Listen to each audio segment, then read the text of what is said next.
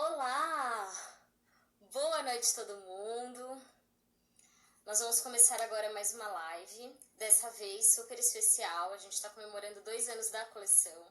Então, se tudo der certo, essas lives vão ficar gravadas aqui no IGTV.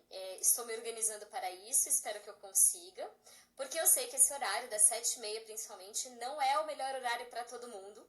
Mas a Ingrid, nossa autora, mora em Portugal e lá já são quase 11 horas. Então eu falei pra ela, como ela é mãe de 2 crianças pequenas, eu falei pra ela, vamos fazer um pouquinho mais cedo aqui no horário do Brasil, mas pra não ficar tão tarde pra você aí em Portugal. Então hoje a gente vai falar sobre a chegada do irmãozinho mais novo na família. A Ingrid passou por essa experiência e depois de ter vivido essa experiência, ela fez um relato em formato de livro e foi assim que surgiu o nosso, que é o 10º lançamento da coleção Conto com Você. É o nosso filhotinho mais recente. É um livro. Oiê! Eu não estou me vendo ainda aí. Estou aqui apresentando. É um livro super acolhedor para famílias que estão passando por essa fase. Estou muito feliz de você estar aqui com esse fuso horário. Eu sei que está super tarde. Tem 2 pequenos acordados muito provavelmente cedo. Mas eu acho que vai ser super legal a gente trocar essa ideia e bater esse papo sobre sua experiência de mãe de 2. Então, fica à vontade, seja bem-vinda. Você sabe que esse livro é um xodozão para mim, porque foi uma construção linda que a gente fez a 4 mãos e eu tenho muito orgulho do caminho que ele tomou e de como ele é respeitoso e acolhedor, coisa que a gente não encontra aí fora da coleção. Então, seja muito bem-vinda e pode contar um pouquinho da tua vida, como que foi, como você chegou até aqui. Boa noite para todo mundo. Primeiro eu quero agradecer, né, por essa oportunidade de falar desse livro, que como você disse, é um xodozinho pra gente, né, é um amorzinho, é um filhinho mesmo, que foi gerado com muito amor, né, esperado com muito amor. E dizer que eu me sinto muito honrada em fazer parte dessa coleção, né, de ser uma autora que faz parte dessa coleção, porque é uma coleção que eu acredito que tem muita qualidade em tudo, né? No aspecto dos livros, nas ilustrações, no cuidado sobre o que a gente vai falar, como falar, né? E aborda tantos temas interessantes, importantes para cada fase, né? Das crianças e para ajudar as famílias, né? Mas é verdade, é de coração. Eu costumo me envolver com coisas em que eu acredito, né? Então, foi por isso que eu cheguei até a coleção Conto com Você. Então, eu contei algumas coisas aqui, gente, porque para poder lembrar e tentar ser mais objetiva, né? Sobre o que eu quero falar com relação à chegada do irmãozinho, né? Do filho mais novo e como lidar com a situação do ciúme da criança, né? Que já faz parte da família, né? Ai, gente, é tão lindo esse livro, é muito fofo. Primeiro, eu quero dizer que uma coisa super importante desse livro é que ele é um livro com propósito. E eu adoro escrever coisas com propósito. Eu acho que tudo com propósito é mais bonito, é mais interessante. Eu acho que quando você produz alguma coisa que faz diferença na vida das pessoas, que vai ajudar as pessoas, que vai apoiar as pessoas, eu acho que é muito mais legal, muito mais gratificante, muito mais interessante, né? E esse livro é totalmente inspirado na minha história, né, pessoal. E, assim, eu sempre falei que eu queria ter 2 filhos. As 2 gravidezes foram super bem planejadas, assim, foi tudo certinho, né? E eu sempre falei que eu queria ter 2 filhos e pensei mesmo e planejei que fosse um pertinho do outro, né? Porque eu imagino, assim, eu não encorajo nem desencorajo ninguém a fazer isso, porque cada um sabe das suas dificuldades, né? Tem gente que não encara de jeito nenhum, tem gente que acha que encara e acabou. Mas, assim, o meu objetivo era que eles crescessem juntos, né? Que fossem amigos, companheiros e que eu também vi o meu lado e do meu marido, que a gente se liberasse, né? Enquanto pais, por exemplo, que eles crescessem juntos, tivessem os mesmos programas, fizessem as mesmas coisas e fossem crescendo juntos, e com o tempo a gente conseguisse também ter mais uma vida de casal, né? A nossa individualidade também. E o livro surgiu de uma forma muito interessante, porque eu vi uma autora, né, que era uma menina que eu conhecia o trabalho, eu vi que ela fazia parte da coleção, né? E aí eu fiquei curiosa, falei, não, deixa eu ver essa coleção, né? Deixa eu ver que editora é essa. E aí eu fui e me encantei, né, com tudo que tinha lá, outros títulos, assim, tudo muito interessante. E aí eu falei, caramba, e ela não tem um tema que eu acho que pode ser interessante para ela, que é a chegada do segundo filho na família, né? Que é uma coisa super impactante para a criança mais velha. E aí foi uma sintonia incrível, porque quando eu mandei o texto para Nanda, ela se encantou e eu senti de lá a vibração dela, foi uma coisa linda. E tanto que o livro até demorou uns meses, que eu acho que as pessoas pensam que fazer livro infantil é muito simples. O gato pegou o rato e acabou, e não é bem assim. Né? Ainda mais quando se trata de um livro com propósito, né? que visa apoiar famílias né? e livros voltados para crianças, com o objetivo Ai, desculpa que meu fone está caindo aqui. Com o objetivo de dar um abraço mesmo nessa família, né, diante das dificuldades que vão surgindo, né, com o tempo, com o crescimento da criança, com cada fase, enfim. Então, quero falar que dos desafios, os dois maiores desafios que eu tive com relação à chegada do segundo filho, né? A primeira... é a idade mesmo que eles têm? Isso é importante de dizer, né? Que a diferença de idade entre eles é de 1 ano e 7 meses apenas, né? E aí tem 1 ano e 7 meses. Tem gente que pergunta assim, menina, e foi planejado isso? Foi planejado. As pessoas costumam achar que foi acidente, né? Entre aspas. Mas não, foi planejadinho. Eu pensei assim mesmo, não, antes da minha filha fazer 2, eu quero engravidar do segundo. Né? E aí aconteceu e... Aí vem essa história toda que a gente já sabe, né? Então, uma grande dificuldade que eu tive, um grande desafio foi amamentar, né? Eu falo assim, pelo cansaço da amamentação em si, né? Porque era livre demanda e o neném mamava muito e eu ficava muito cansada mesmo, porque eu tinha uma outra neném para cuidar no dia seguinte. Não era só aquela coisa da mãe que amamenta um e no outro dia tem até, de repente, uma rede de apoio, consegue descansar um pouquinho, né? Que eu acho que nem... Na hora que o bebezinho cochila, às vezes, né? Que nem sempre isso acontece, né? É bem às vezes, mas eu imagino que com uma criança de 1 ano e meio correndo pela casa, tipo, esse descansinho não rolava, né? Isso foi muito difícil para mim, porque eu me senti um zumbi por 6 meses mesmo, né? Que foi o tempo da amamentação exclusiva. Era muito difícil. Passava a madrugada acordada, né? E eu lembro que eu até colocava uma série lá de uma televisão e ficava assistindo para ver se conseguia, né, o tranco. E no outro dia tinha que acordar, porque menino pequeno acorda cedo, minha filha acordava cedo e eu tinha que dar conta dela também. Então era extremamente cansativo. Extremamente cansativo. E no início, então, né, dos primeiros meses, dos 2 primeiros meses, 3, tem a questão tudo hormonal, enfim, mistura aquilo tudo, né, da nova rotina com mais uma criança, de lidar com outro bebê, né, e o cansaço da amamentação, das madrugadas, né, acordada, enfim. Então, essa parte da amamentação foi uma coisa muito difícil. Tá.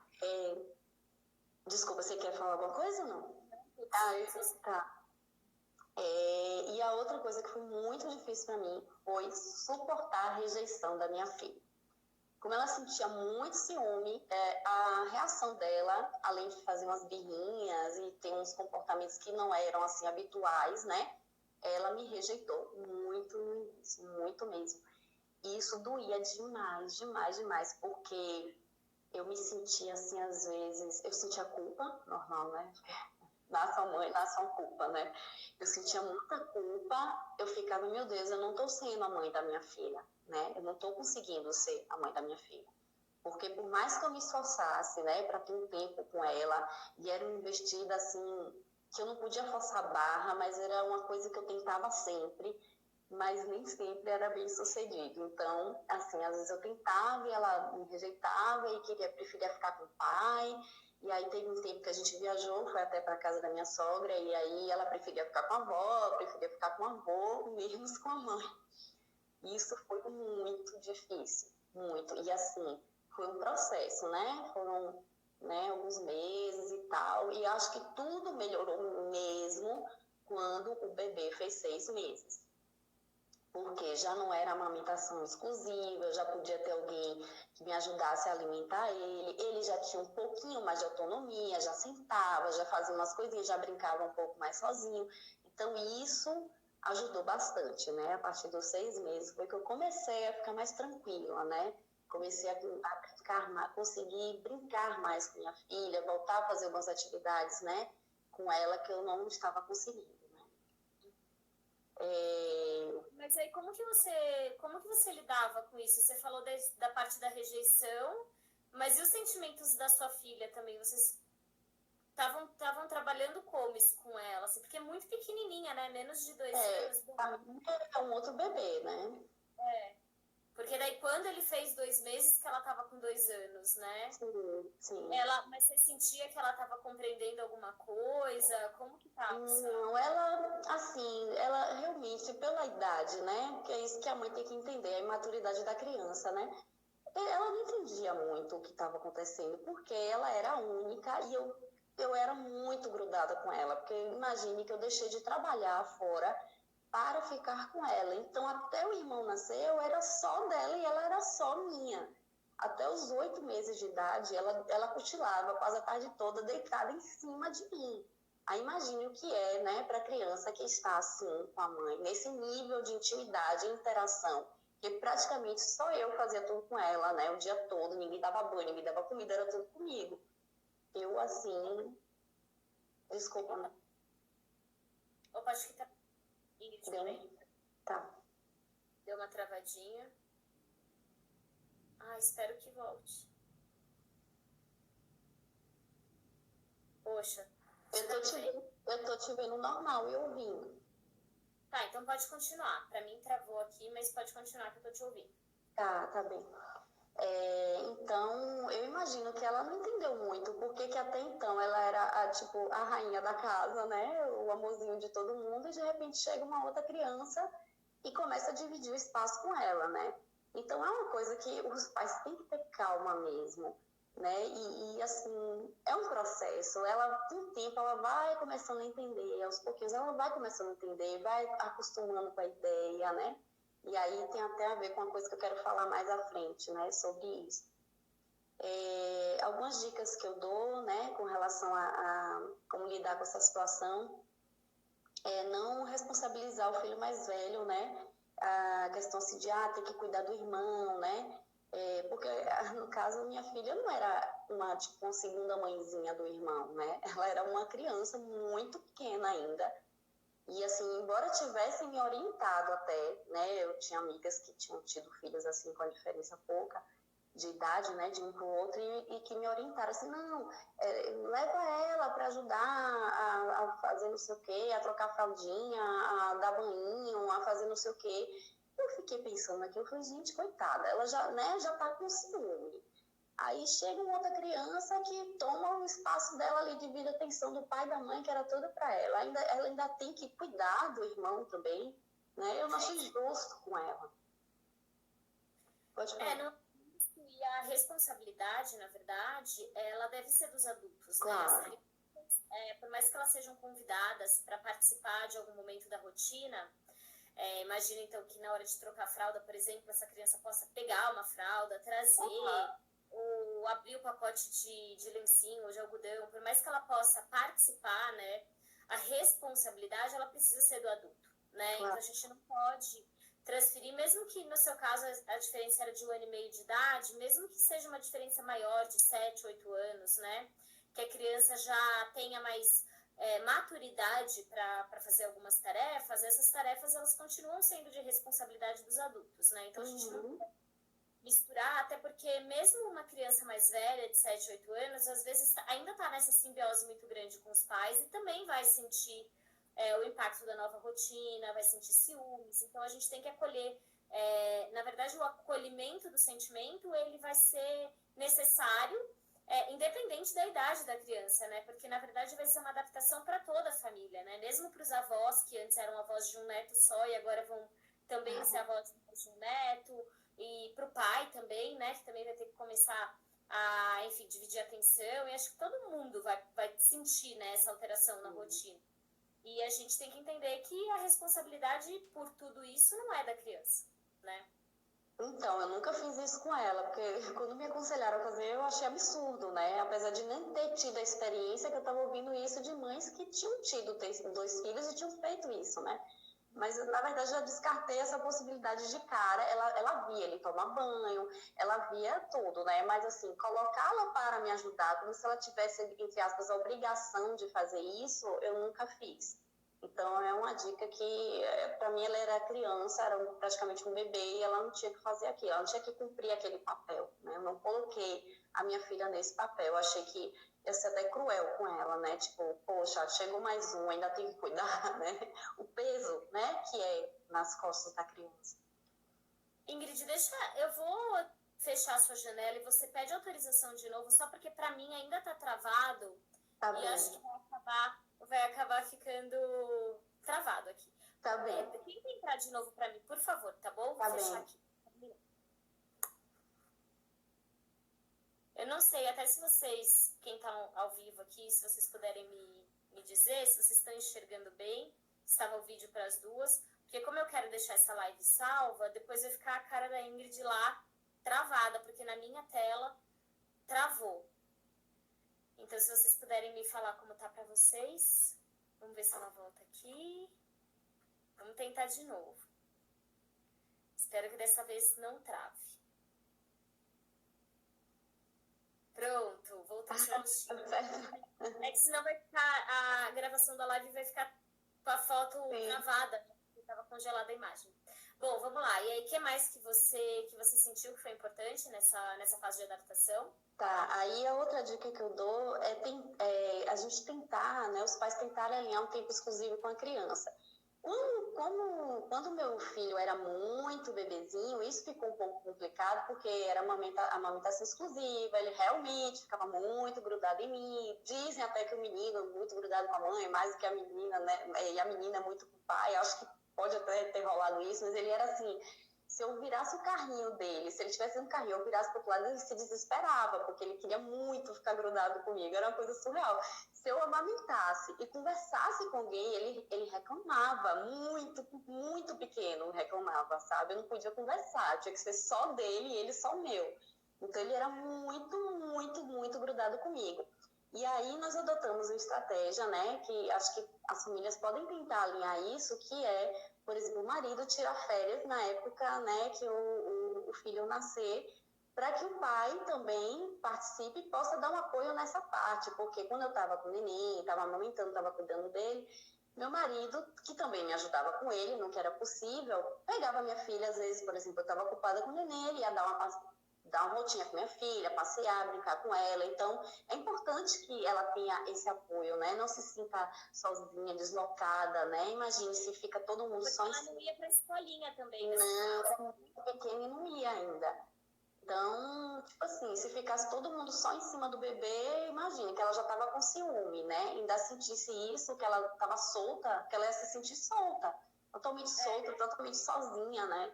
Então, a gente adotou essa estratégia, né? E ajudou muito, muito até por conta dessa questão da amamentação, né? Que a mãe fica muito grudada com o bebê. Outra coisa que eu queria dizer, que parece óbvio, mas é verdade, é que tem que ter calma, gente, não tem jeito, é um processo mesmo. Tem que, sabe, é muito difícil, porque assim, o filho mais velho tá aprendendo a ter um irmão. E a mãe tá aprendendo a ser mãe de 2. Então é muito, muito difícil. Realmente é muito difícil. Eu acho que o que ajuda um pouco é porque tem coisas que quando a gente tem um filho só, tudo aquilo que foi um drama, né, que pelo fato de ser desconhecido, né, quando você tem o primeiro filho, no segundo filho já é um pouco mais fácil de lidar, porque você já sabe algumas coisas como funcionam. Então, é dramático no caso de você ter um, quando você ter 2, o que era drama na época do com esse outro filho, as dificuldades que você tinha, você não tem de cuidar daquele bebê, porque no início, quando você tem um filho só, até dar o banho é difícil, né? Você tem medo do neném cair na banheira, tudo é medo, tem medo de tudo, vai ver 300 vezes se o neném tá respirando, apesar de que essa coisa da respiração acho que acontece sempre, né? Você pode ter 10 filhos, eu acho que vai acontecer com os 10, porque com o segundo eu também fiz isso. Mas ficava, todas as vezes. Mas dizem que o segundo liberta muito a mãe de algumas coisas que foram vividas na primeira, que foram coisas assim, até que tiram até a leveza da maternidade, né? Porque a gente fica realmente muito tensa com algumas coisas, que no segundo você já tira de letra, que você já sabe como é, né? Até mesmo se com fralda, né? Sim, cuidados, assim, cuidadinhos de, ai, vou esterilizar a mamadeira sempre, por tantos meses, e que no segundo, você relaxa muito, nossa, com muitas coisas. Porque se você for daquele jeito, com o segundo filho e o primeiro, você vai pirar, porque não tem como, gente, não tem. Não dá tempo, e você começa a ver também que, assim, a criança sobrevive aquele exagero todo, né, que você tinha no primeiro filho, porque acho que também, quando você tem o primeiro filho, você tem muito medo de errar. Seu filho, então, é uma cobaia na sua mão, né, na verdade, se você parar pra pensar, ele é um sobrevivente mesmo, né, então, no segundo, você já tá escalado em um monte de coisa, né. Mas, por outro lado, o privilégio, entre aspas, que o primeiro teve de ter uma mãe exclusiva, o segundo vai ter uma mãe mais experiente, porém não exclusiva. Exato, tudo tem, né, as vantagens e desvantagens, entre aspas, né, o tempo que realmente que minha filha teve comigo, como eu falei até no início da live, que até 8 meses ela dormia, mas minha parte toda a gente cochilava junta. O meu filho, assim, não teve isso de forma alguma, né, então tudo tem aí, né, os dois lados. Deixa eu ver aqui, o que eu ia dizer? A gente estava falando sobre ter um tempo exclusivo com o mais velho, né? Porque daí, por mais que a mãe esteja muito sobrecarregada e entretida, ou o pai, né, com alguma coisa da rotina do bebê, é importante, inclusive, para a mãe, né, ter um tempo com o mais velho que seja mantido, né? Porque antes a exclusividade era total, agora a atenção está compartilhada. Mas acho que a gente tem que fazer um esforço para, em algum momento, nem que seja na leitura da noite, ou que seja na hora do banho, ou de arrumar alguma coisinha para o jantar, que seja mesmo uma atividade no meio da rotina, mas que tenha esse momento só dos dois, né? Do mais velho com o pai, do mais velho com a mãe, para sentir que essa conexão ela vai ser mantida, né? E que novos laços também vão ser estabelecidos, né? Novas formas de laços, né? Eu falo sobre como foi o Desmame, né, que são os livros que eu escrevi aqui para a coleção, que para mim era um vínculo muito importante com meu filho, que era o vínculo da amamentação, e que quando esse vínculo estava chegando ao fim, para mim foi muito importante estabelecer uma outra forma de me conectar com ele. Então, como que a gente ia conseguir colocar na nossa rotina alguma atividade que fizesse sentido para nós dois e que fosse uma atividade de vínculo, além da amamentação, que estava terminando. Então, acho que um desafio, quando você está falando de ser mãe de dois, também é esse, né? Como que você vai substituir aquele momento de atenção exclusiva que era inteiro, né? Tipo, o dia inteiro você estava dedicado àquele filho, por alguma coisa que seja igualmente relevante, apesar de durar, sei lá, 5 minutinhos na rotina, né? Não, e era muito engraçado, porque meu filho, até 6 meses, ele praticamente não dormia à noite nem durante o dia. Praticamente ele não dormia. E aí, quando ele começou a dormir mais, caramba, quando ele dormia, eu corria para brincar com minha filha. Era engraçado, eu não corria para descansar, eu corria para ficar com ela, sabe? Eu aproveitava o máximo, assim, ele dormia, uma filha chamava ela e tentava fazer as mesmas brincadeiras que a gente fazia antes, né, dele nascer, para ela sentir que aquilo não se perdeu, né?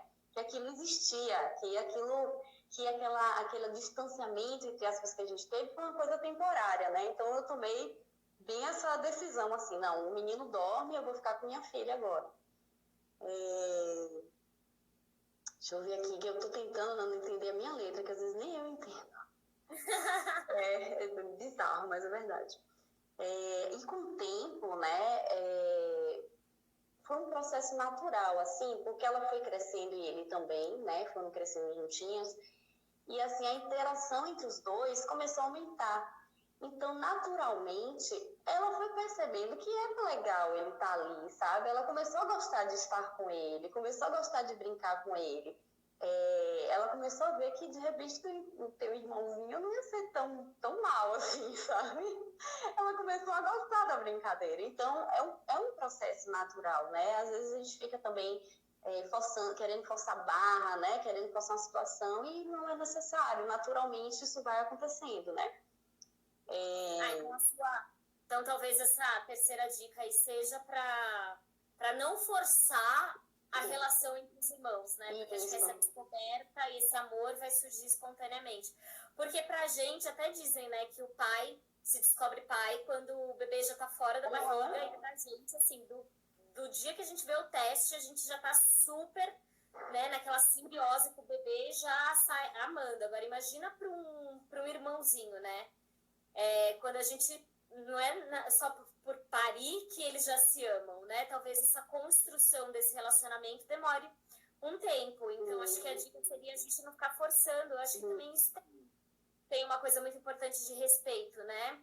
Você não ficar falando, ele é seu maior presente, vocês vão ser melhores amigos para sempre, eu tive um filho para te fazer feliz, você vai ver que ter um irmão é a melhor coisa da sua vida, porque às vezes essa forçada de barra pode até colocar o irmão mais velho numa situação desconfortável, porque é uma pessoa que ele ainda não conhece, que ele ainda nem muito bem sabe bem o que é amar, né? Talvez já saiba o que é amar o pai, mas ainda não sabe muito bem o que é amar aquele irmãozinho, e aí se a gente fica numa forçação de barra, talvez até desperte, né? Gere talvez um pouco mais de ciúme, que naturalmente não tá daquele jeito, né?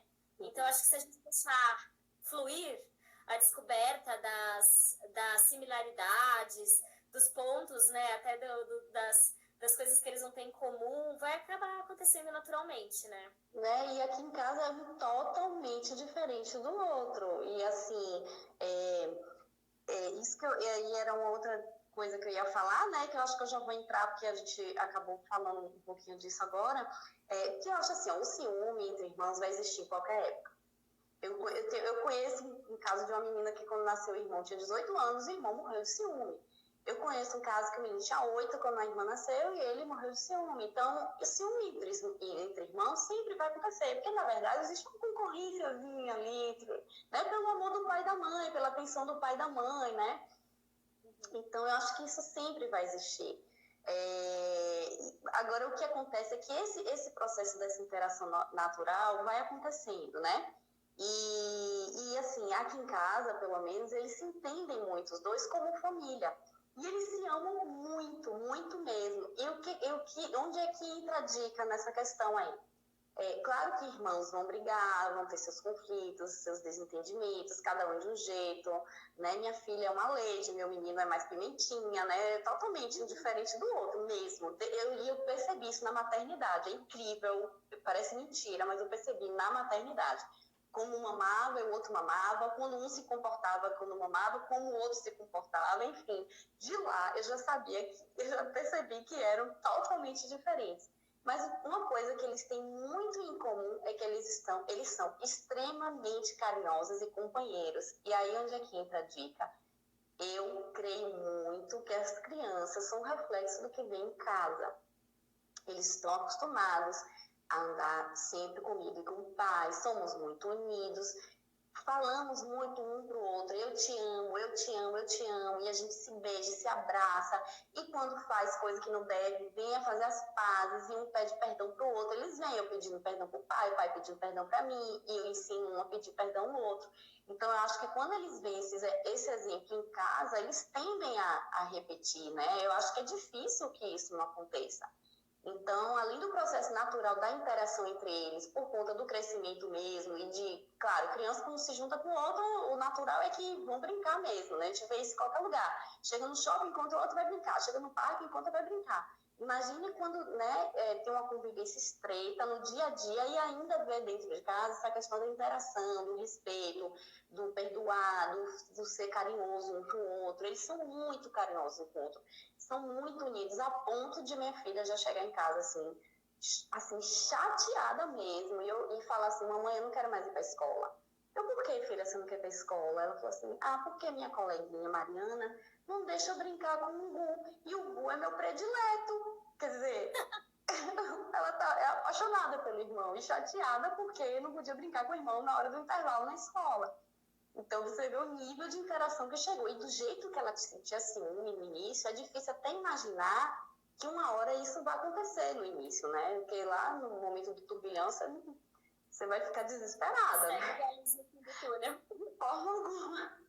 Então é uma coisa que eu acho importante dizer, né? Essa questão da criança ver o exemplo dos pais, né? E ela acaba fazendo por repetição e acho que ela acaba gostando daquilo, né? Internaliza aquilo e leva para a vida dela, né? Eu creio muito nisso, né? E a última dica que eu tenho para dar é com relação ao estresse na hora da amamentação, porque para mim foi o momento mais difícil, que era o momento que minha filha sentia mais ciúme, é quando ela via o irmão mamando. Realmente era disparado, o ciúme era disparado nessa hora, porque acho que ela não entendia aquele neném pendurado em mim o tempo todo, né? E assim, ele estava fazendo uma coisa que ela não fazia mais comigo, né? Então, ela devia ficar, né, num conflito terrível com aquilo. E assim, ela pegava e batia na barriguinha dele. Toda vez que ele estava mamando, ela ia e batia na barriga. E aí eu falava, filha, não faz assim, que você machuca seu irmão.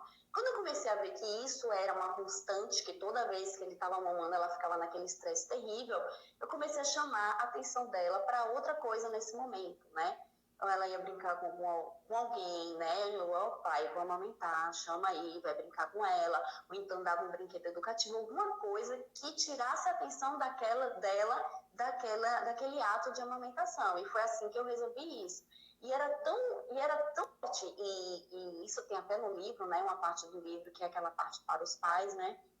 Que isso era tão forte para ela, que na época ela ainda chupava chupeta, né? Eu tirei a chupetinha dela antes dela fazer 2 anos. Na época ela ainda chupava chupeta. E aí ela pegava a chupeta e ela começou a pegar a chupeta e botar no meio dos meus seios, né? Assim, dentro do sutiã. É como se ela estivesse falando assim pra mim, mamãe, eu quero ter também no seu peito uma coisa que eu bote na minha boca, porque ela via que o irmão tava com a boca no meu peito o tempo todo. Então, isso aí foi muito difícil pra mim, sabe? Isso aí foi realmente muito difícil, porque eu vi o quanto ela estava sentindo e o quanto aquele momento da amamentação era o mais difícil para ela. Então, o que eu comecei a fazer foi chamar a atenção dela, né, para outra coisa nesse momento. E foi o que ajudou, realmente, porque era muito difícil. Eu acho que essa sua dica ela é super importante, até uma coisa que tem na disciplina positiva, que a gente, de bate-pronto, a gente está muito acostumada a falar não, ou falar para a criança que ela não pode fazer, em vez da gente focar em alternativas que ela possa fazer. E às vezes a ideia do que ela pode fazer não tá tão fresca assim na cabeça da criança, ainda mais uma criança de 2 anos, né? Então, você dizer para ela, você não pode bater na barriga do seu irmão, você não pode atrapalhar a amamentação, você não pode fazer, sei lá, qualquer outra coisa que ela estivesse fazendo, às vezes poderia estar deixando mesmo ela sem alternativas do que ela poderia fazer, porque ela tá tão passando por uma questão tão estressante com aquilo, de ver o irmão mamando e ela não tá participando daquilo, que ela não consegue saber o que ela pode. Então, quando você, como mãe, oferece as alternativas, facilita muito até a adaptação da criança para aquilo, porque você está dizendo para ela não o você não pode bater, mas o agora você pode brincar. E se, dependendo da atividade que for, ela pode até ficar por perto, né? Se for uma atividade que você consegue interagir por voz, né? A criança pode ficar por perto, às vezes vocês juntos, né, vão criando alguma brincadeira, alguma coisa de imaginação, então você fala, agora você pode brincar perto da mamãe, agora você pode assistir tal desenho, agora você pode brincar de pintura, né, e aí a gente consegue oferecer ferramentas para essa criança tão pequena, solucionar algo que está na cabecinha dela aí, que ela está passando por esse conflito de não saber o que fazer, porque ela está, entre aspas, excluída daquele momento, né, que ela não está participando ali da amamentação. Então, essa sua ideia ela é muito boa e ela pode ser usada para diversas situações aí que a gente acaba usando o não com mais frequência do que deveria, né? Então, voltando a falar um pouquinho do desmame, que é uma coisa que faz muito parte da minha vida hoje, eu sempre dou a dica para as mães quando elas estão em fase de desmame, que elas falam, agora não é hora de mamar. agora não é hora de mamar, agora não é hora de mamar. Mas que tal se a gente dissesse, agora é hora de fazer tal outra atividade, agora é hora de fazer. Então, a questão da comunicação, ela também é muito facilitada quando a gente escolhe os caminhos, né? Quando a gente escolhe as palavras, o que a gente quer, como a gente quer se comunicar. Então, se a gente for por uma mensagem positiva, dando alternativa do que essa criança pode, acho que a gente evita aí um conflito, em vez da gente ficar batendo cabeça no não pode. Porque o não pode precisa ser ressaltado, né? A gente já sabe que não pode bater na barriga de um bebê que tá mamando, mas o que a gente pode fazer então? Essa ideia é muito boa e faz muito sentido. E funcionou. Foi assim, na verdade foi minha salvação, porque era muito difícil para mim e para ela, né? Era difícil para as duas, porque eu precisava amamentar, eu estava ali no meu papel de mãe, né? E para ela era o pior momento, era um momento de mais ciúme, assim, era muito difícil ver o sofrimento dela com aquilo, né? Era bem difícil. Aí foi uma solução simples e que, pronto, resolveu tudo. É uma delícia te ouvir falar. Conheço super pouco da sua história, a gente nunca nem se viu pessoalmente. Verdade, Nanda. Que você mora em Portugal, mas a distância física ela acaba sendo quase nada, né? Quando a gente está conectado aqui e o Instagram nos aproxima. É uma delícia ouvir você falar. Imagino que tenha sido realmente uma fase desafiadora, mas dela surgiram com certeza duas crianças super seguras e que se amam, e surgiu esse filhotinho aqui. Deus, coisa linda. Ele está à venda lá no site da coleção, que é o www.coleçãoencontrocomvocê.com.br. É uma graça de livro. Eu não conheço nenhum livro sobre a chegada do irmãozinho que seja tão respeitoso e tão acolhedor. Eu tenho muito orgulho desse trabalho. Muito obrigada por ter feito ele se tornar realidade. Obrigada por fazer parte da coleção. Em breve temos novidades. Esse ano. Se tudo der certo, a gente tem novidade ainda esse ano. Muito, muito, muito obrigada pelo seu tempo. Eu sei que tá tardão aí. Muito obrigada. Espero que você tenha gostado também. Aqui com 6 meses, exclusivo, com a outra pequena para cuidar de manhã. Isso não é nada pra você, né? Você tira de mim. Eu vou deixar essa live salva, então até amanhã, às 7h30 da noite aqui do Brasil. As pessoas ainda conseguem assistir. Muito, muito, muito obrigada. Até a próxima. Adorei. Beijo. Beijo, Nadinha. Tchau, tchau. Tchau.